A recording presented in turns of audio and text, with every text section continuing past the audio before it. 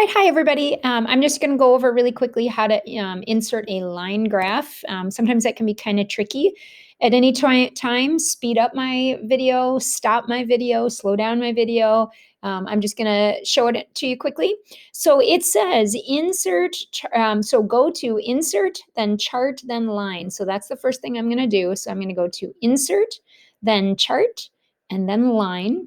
And it is going to insert its own graph. Be very careful. This is not your graph. This is not your data. It says points scored, ladies and gentlemen. That is not our information. So now I'm going to click on the graph itself so that I get the blue boxes that highlight it. And now a menu opens up, or a menu is available when I've got those blue boxes around it. And you need to click open source. This is where you can actually open up Google Sheets, and it gives you the data that they had, not your data, and it gives you their graph, and now we can edit it.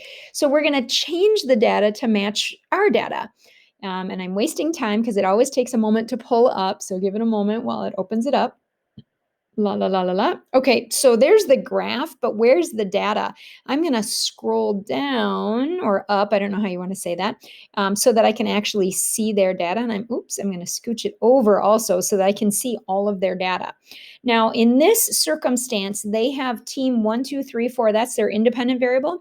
But then they've got two sets of dependent variables. You only have one dependent variable, the brightness of your glow sticks. So I'm going to get rid of this entire column C. I'm going to delete everything in that. We don't want that. And yes, it made the graph freak out. That's okay. We'll get there. All right, so you had, I'm going to even label this one, your independent variable was the temperature. So temperature, and it probably should have been in Celsius. If you had a Fahrenheit thermometer, it's not a big deal, but I'm going to enter in some false data because I want you doing this on your own, but just be aware that this is how you might do it. So let's say you boiled it, which I sure hope you didn't boil your water, because that would make your glow sticks melt. So let's say your first temperature was 100 degrees. Let's say your second temperature was 50 degrees. And let's say your third temperature was 0 degrees, which it should never be 0 degrees because you are still having liquid water. So it won't actually get down to 0 degrees. And then you didn't do it a fourth time. So I'm going to delete this last one. And then we need to talk about the brightness. So I'm going to write brightness, brightness.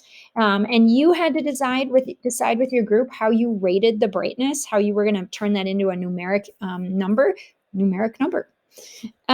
So let's say you decided to rate your brightness on a scale of 0 to 10. So 0 means it didn't glow at all. 10 means it was the brightest possible that a glow stick could glow.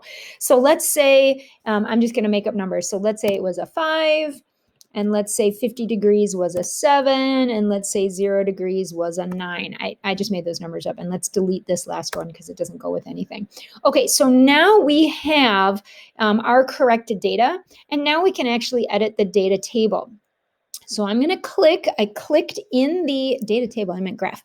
I clicked in the graph area again, and these 3 buttons showed up. I'm going to click on the 3 buttons, and I'm going to pick the first choice, edit chart.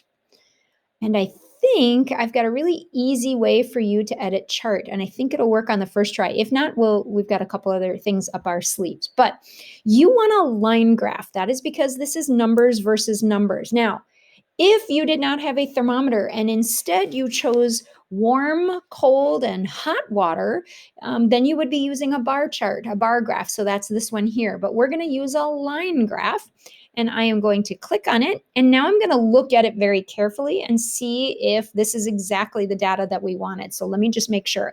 So it looks like the temperature ranged along the bottom from 0 to 100 degrees. That's exactly what I wanted.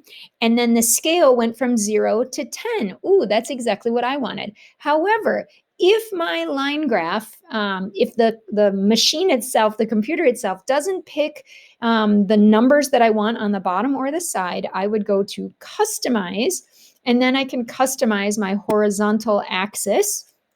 And if you scroll down, you can give it a minimum value and you can give it a maximum value. So if you want it to go from 0 degrees to 100 degrees and it only went from 10 degrees to 90 degrees, you can change your minimum and maximum value, and you can do that same for the vertical axis as well. You can also change all kinds of things.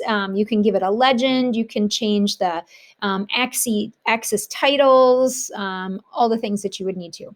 Okay, that should be pretty straightforward. Oh, and then I think if I remember correctly, it just updates automatically in your document. So I'm going to check.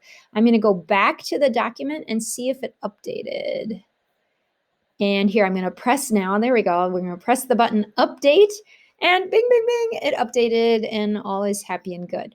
Okay, that's it. Everybody have a good night.